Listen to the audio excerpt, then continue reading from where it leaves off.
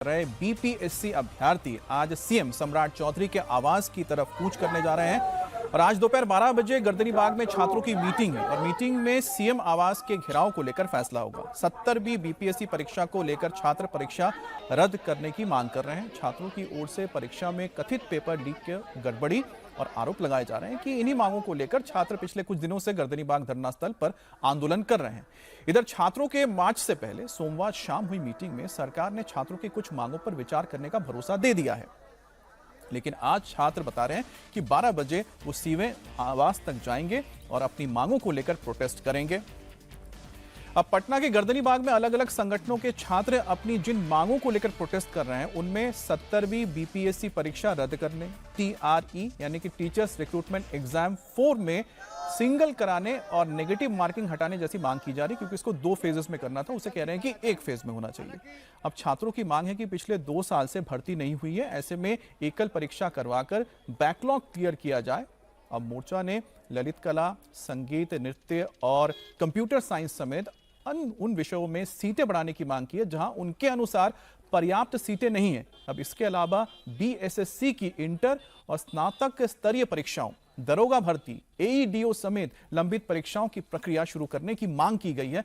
अब इसके साथ ही छात्रों ने सभी भर्ती परीक्षाओं के लिए एग्जाम कैलेंडर जारी करने की भी मांग रख दी। तो एक लंबी फहरिस्त है जहां पर अलग अलग मांगों के साथ इस वक्त स्टूडेंट्स या अभ्यर्थी बैठे हुए हैं। बहुत बहुत धन्यवाद देंगे हम बिहार सरकार को, बड़े अधिकारियों को। पहले डीएम और एसपी के स्तर से बातचीत हुई, उन्होंने कहा कि बिल्कुल आपकी मांग को हम सरकार तक पहुंचाएंगे और तुरंत हमारी बैठक शिक्षा विभाग के जो अधिकारी हैं, सचिव हैं राजीव रोशन, धर्मेंद्र कुमार जो सेक्रेटरी हैं, और बीएसईबी के चेयरमैन एस त्यागराजन, और इसके अलावा आर सज्जन कुमार जो प्राथमिक शिक्षा के डायरेक्टर हैं, ये 4 बड़े अधिकारियों के साथ हमारे शिक्षा विभाग की बातचीत हुई है। बिल्कुल कंक्लूड करेंगे शिक्षा विभाग में। हमारी मांग स्पष्ट है कि टीआरई 4 में एकल पद्धति की जो परीक्षा है, जो मांग को लेकर लगातार छात्र धरने पर बैठे हैं, उस मांग को सरकार ने लगभग क्योंकि वो ऑन रिटेन जब तक नहीं आता है, क्योंकि हमारा कॉल प्रोटेस्ट को बुलाया गया था कल 25 अगस्त को, तो उन्होंने माना है कि एकल पद्धति परीक्षा और निगेटिव मार्किंग हटे, इस पर लगभग सहमति उनके तरफ से एक पॉजिटिव वे में है कि ठीक बात है, ऐसा है तो हम उसको देख लेंगे, लेकिन हम इसको चाहते हैं कि आंदोलन को लेकर। दूसरा, लाइब्रेरी साइंस की बहाली को लेकर जो एलईटी है उसको लेकर उन्होंने कहा 15 दिन के अंदर यानी आगामी सितंबर 15 तक एलईटी का विज्ञापन जारी होगा, बिहार विद्यालय परीक्षा समिति पात्रता परीक्षा कराएगी। इसके अलावा हमारी कई मांगे थी, 1 कैंडिडेट 1 रिजल्ट, बड़े पैमाने पर फर्जीवाड़ा होता है, सीटें खाली रख दी जाती है, लोग एक जगह काउंसलिंग करा कर तमाम जगहों पर सीटें रहती है। 1 कैंडिडेट 1 रिजल्ट को उन्होंने माना है, स्वीकार किया है। संगीत और साहित्य के कई विषय हैं, उर्दू, बांग्ला, फारसी, उस पर सीट को बढ़ाने की बात है और सीट बढ़ेगी इसका, क्योंकि अभी हाल में ही 800 सीट शायद आज बढ़ा है। पटना के गर्दनीबाग में चल रहे प्रोटेस्ट को लेकर एक तरफ सरकार टेंशन में है तो विपक्ष इस आंदोलन का क्रेडिट लेने की कोशिश में जुटा है। छात्रों के प्रोटेस्ट के पहले दिन नेता प्रतिपक्ष तेजस्वी यादव गर्दनीबाग धरना स्थल पहुंचे, तो वहीं पर सीएम हाउस घेराव के एक दिन यानी कि कल शाम को तेजस्वी यादव भी गर्दनीबाग पहुंचकर प्रोटेस्ट कर रहे हैं। छात्रों से मुलाकात की उन्होंने और सरकार पर हमला भी बोला। जो इनकी जो मांगे हैं, विक्रेता जितने हैं, इन सब की मांगे जो है जायज है, पूरा करना चाहिए सरकार को। निकम्मी सरकार है, इसको हटाना जरूरी है। देखिए लोगों की क्या मांग है, ट्रांसपेरेंसी होनी चाहिए, पेपर लीक नहीं होना चाहिए, लोग यही चाहते हैं। समय पे परीक्षा होनी चाहिए, तो सरकार को ये करने में दिक्कत क्यों हो रही है, होना ही नहीं चाहिए।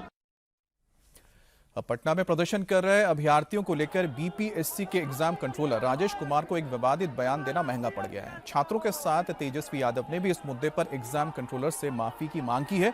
मामला ने तूल पकड़ा तो एग्जाम कंट्रोलर ने माफी मांग ली है, लेकिन तब तक काफी देर हो चुकी थी। बीपीएससी एग्जाम कंट्रोलर के बयान से नाराज छात्रों की खबर है कि वो सीएम हाउस तक जब पहुंच चुकी है, उन्होंने जो कहा था, सीएम सम्राट चौधरी ने बड़बोले अफसर पर फौरन एक्शन लेते हुए उन्हें सस्पेंड कर दिया है। बड़ी बात ये है कि अगर आपको लगता है कि आपके आरोपों में कुछ तथ्य है तो कोर्ट क्यों नहीं चले जाते हैं। ये तो 70th के पीटी वाला हाल है कि हाँ सबूत है, कोर्ट में जाके सब धराशायी हो गए। नहीं, ये आयोग का काम नहीं है।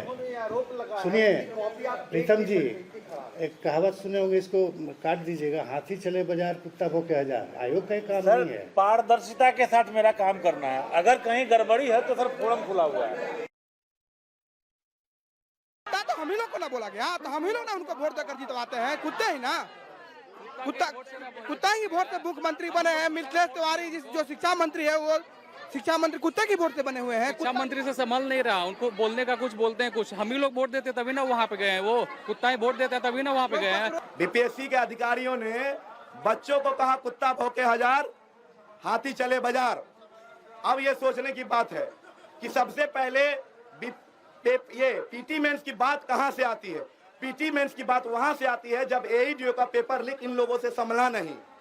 अपना चिप्पी ये लोग साट नहीं सकते हैं, अपना भ्रष्टाचार का रास्ता ये लोग बंद नहीं कर सकते हैं, अपने बीपीएससी के अंदर के आयोग के लोगों को जांच नहीं करा सकते हैं। जो 15 लाख शिक्षक अभ्यर्थियों के ऊपर जबरदस्ती ये लोग थोप रहे हैं। अजीत जी, दो चीजें देखिए इसमें। जो BPSC exam controller Rajesh Kumar Singh हैं, वो दो चीजें कहते हैं। एक कहते हैं कि क्या आप लोग कोर्ट जाओगे, फिर दूसरा उन्होंने ये कहावत बोल दी हाथी। तो कहीं ना कहीं सरकार संवेदनशील अगर है तो ऐसे अधिकारी क्यों संवेदनशील नहीं हो सकते हैं? तुरंत उन अधिकारी को सस्पेंड करके सरकार ने बहुत अच्छा काम किया है। और वो एकदम बिना मतलब का और आउट ऑफ द कॉन्टेक्स्ट उसका वो बयान था उनका, उसका कोई मतलब नहीं था, कोई एकदम आउट ऑफ द कॉन्टेक्स्ट था। दूसरी बात ये भी कि आप कोर्ट क्यों नहीं चले जाते, सबूत है। ये भी बेहुदा बयान है कि कोर्ट चले जाए, सारा आदमी कोर्ट चला जाए। सरकार से अगर बच्चे अपील कर रहे हैं, कोई मांग कर रहे हैं, तो उसको सुनिए आप, और उसमें जो लॉजिकल मांगे हैं उनको मानिए। देखिए, इस बच्चों के आंदोलन में, छात्रों के आंदोलन में की जो मांगे हैं उनके दो हिस्से हैं। एक हिस्सा तो ऐसा है जो पॉलिसी डिसीजन से जुड़ा हुआ है, वो हम आप और या कोई दूसरा आदमी मांग नहीं कर सकता। जिस तरीके से नेगेटिव मार्किंग, जैसे 2 बार पेपर होना, ये पॉलिसी डिसीजन। हाँ, और ये भी कि आप सीटें बढ़ाइए या सीटें खाली है। ये देखिए, सरकार अपने रेवेन्यू सिस्टम, अपने जरूरत, उसके हिसाब से सीटें बढ़ाती है। नौकरियां घटती जा रही हैं, इस बात को क्यों नहीं स्वीकार करिएगा आपकी आज का टेक्नोलॉजी के कारण, एआई के कारण अगर नौकरियां कम हो रही हैं तो जितनी पहले बहाली होती थी उतनी ही हमेशा नहीं हो सकती है। तो अगर सरकार कहीं बहाली नहीं कर रही है, कहीं सीटें कम हो गई हैं, तो आप सरकार को इसके लिए बाध्य करिएगा सड़क पर उतर के कि सीटें बढ़ाइए। ये एक थोड़ा मतलब आउट ऑफ द कॉन्टेक्स्ट ये चीज है, ये नहीं होना चाहिए कि आप इसके लिए मांग मत करिए। आप ये जैसे दूसरा कि अब टीआरई की परीक्षा आप कह रहे थे कि टीआरई 4 का जारी करिए, जारी हो गया। बता रहे हैं कि 2 फेज में नहीं, एक फेज कर दीजिए। 2 फेज में ही होना चाहिए एग्जाम। जब अगर आप वास्तविक टैलेंट की परीक्षा लेना चाहते हैं, आप ये कहिए कि कैलेंडर बना करके परीक्षा जल्दी कर लीजिए।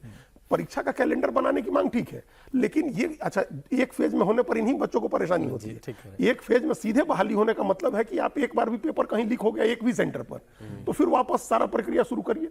2 फेजेज में होते हैं। पहला अगर ऑब्जेक्टिव क्वेश्चन है उसमें कहीं कोई लीक नहीं करता है, 2 फेजेज में होगा तो सब्जेक्टिव क्वेश्चन होंगे उसमें लीक करने का कोई ज्यादा फायदा नहीं होता है। तो 2 फेजेज में इलेक्शन जो है उसमें पारदर्शिता रहती है, साफ सुथरा एग्जाम होता है, टैलेंट की परीक्षा होती है।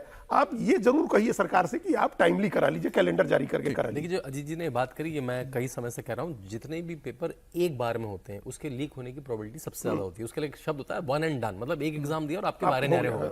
नीट का एग्जाम की लीक होने की प्रोबेबिलिटी इसलिए होती है, आईटी का नहीं होता है क्योंकि आईटी 2 फेज में होता है, यूपीएससी तो 3 फेज में होता है। तो जब भी 3 फेज में होगा तो मैं एक बार में लीक करा के पैसे दे भी दूं, दूसरी बार में लीक नहीं करा पाऊं तो क्या होगा, तीसरी बार कराऊं तो क्या होगा? ये छोटी सी बात तो फिर जो एनटीए वाले उनको समझ में नहीं आ रही थी क्या?